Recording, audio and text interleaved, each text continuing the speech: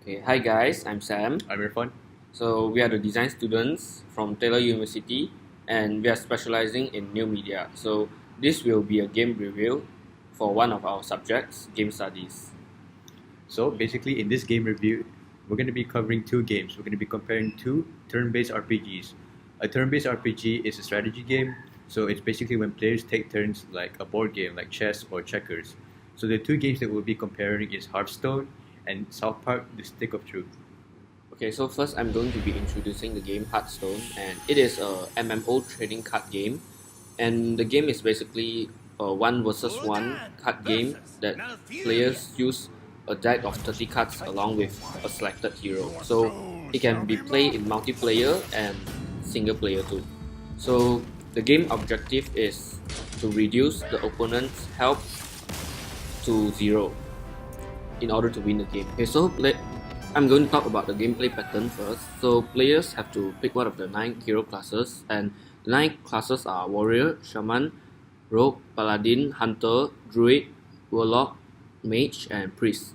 And all of the classes have their own unique cards and abilities. So there are 4 different types of cards: Minion, Spells, Weapons, and the Hero card. So player will use the deck of 30 cards in the battlefield to play abilities and summon minions to attack their opponent. So I'm going to be talking about the gameplay mechanics now. All cards cost a certain amount of mana, and this is a budget each player must follow, by which it is increased by 1 each turn with a maximum of 10. So this invokes strategy, as the player must plan ahead and taking into account what cards they need to use on the battlefield. So winning the match and completing quests, you can earn some goals and reward for new cards, and players can then buy packs of new cards through gold or micro transactions to customize and improve their own deck. So the game features several modes of play, including casual and ranked, match, draft arena battles, and single player adventures. So the business model of this game uses a freemium model of revenue, meaning that players can play for free or pay to acquire additional card packs or content. So now we're talking about South Park: The Stick of Truth gameplay pattern. So South Park is basically an adventure turn-based RPG which is heavily focused on the storyline. The game is based off an American adult animated series called South Park. So it's very similar to Family Guy and Simpsons, and it's very well known for its dark, satirical, and surreal humor. The main game objective is to pick a class, arm yourself with a weapon and armor, and beat monsters and opponents to progress the story. So the gameplay pattern is basically like watching or playing a 14-hour episode of South Park with the turn-based RPG element. Upon creating a character known as the New Kid, the player chooses one of the classes: Fighter, Mage, Thief, or Jew class. The gameplay is essentially to fetch quests and fight to advance the story. The player is usually tasked rewarded with cutscenes to support the storyline. The player can also explore the town of South Park and talk to the characters, which is a full reference to the show.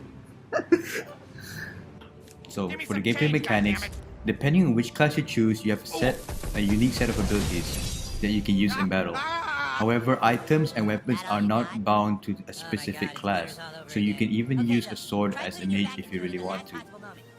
During combat, when a flash appears on the player's weapon, pressing a button will allow the player to do extra damage. The same goes with blocking.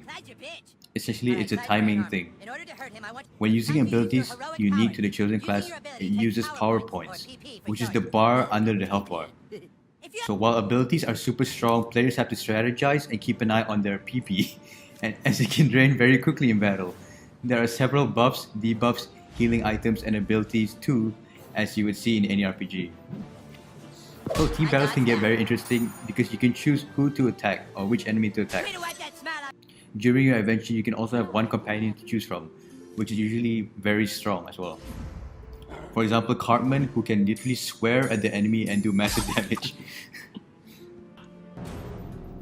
Okay, so now we are going to compare these two turn-based games, and in terms of replayability, Hearthstone have a better replayability than South Park, and the reason why is because it is accessible, because it is easy to understand, and the gameplay pattern are basically you choose your hero and you play minion and cast spell until your opponent's health is depleted. However, the game do have depth to it. It does not just depend on luckiness.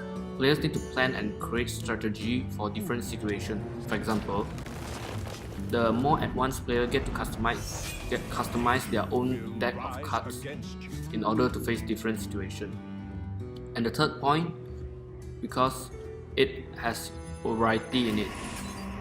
There are nine different classes of hero to choose from, and each hero have different ability to it. So players get to choose and have different situations when playing.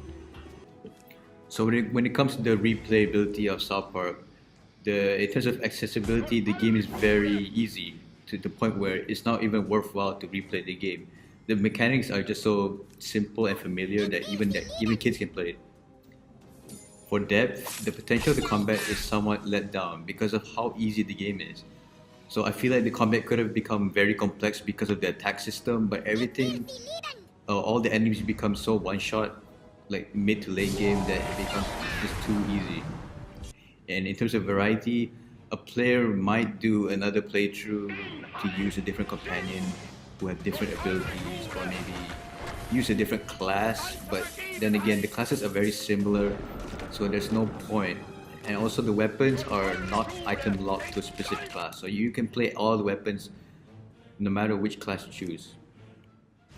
So a player could play a game for the story, but it's like after watching a 14-hour movie or film, you might not want to watch it again for a long time. Okay, so when we talk about difficulty in these two games, in Hearthstone, the game uses only simple mechanic like the mana crystal system to allow new players to learn with ease. However, it is more to a grind to win game, as players have to play for long hours to get a rare card or actually pay in real money to get the card. As I mentioned before, South Park is an extremely easy game, and you could say like that is one of the weaknesses of the game. It fails to take the advantage of the attack system, which is really cool in my opinion. Uh, it can get really complex at times, but the game just becomes too easy, and there's no setting to make it harder. So, yeah, it's an easy game. I think that's it, right? No, that's it. So, thanks for watching the review. We'll see you next time.